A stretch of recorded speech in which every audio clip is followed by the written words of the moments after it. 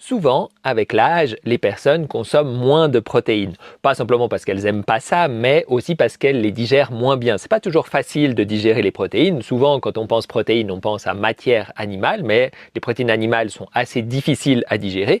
Et puis, si on veut remplacer, eh bien, on va le remplacer avec des légumineuses, mais tout le monde ne digère pas bien les légumineuses non plus. Et puis, les céréales seules sont pas suffisantes pour nous apporter les bonnes quantités de protéines et les bons acides aminés. Et donc, forcément, on peut se retrouver comme ça en carence de protéines.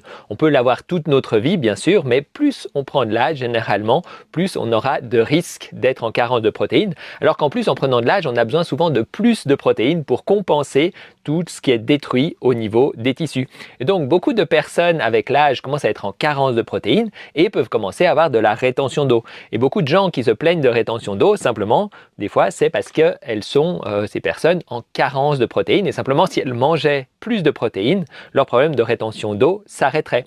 Après, le problème, si ça continue, ça va faire que leur système lymphatique va se fatiguer, va s'affaiblir et il ne suffira pas de prendre plus de protéines pour que ça aille mieux. Il va falloir aussi donner du temps à leur système lymphatique pour se refaire une santé, voire en faisant des drainages lymphatiques, histoire d'accélérer le processus.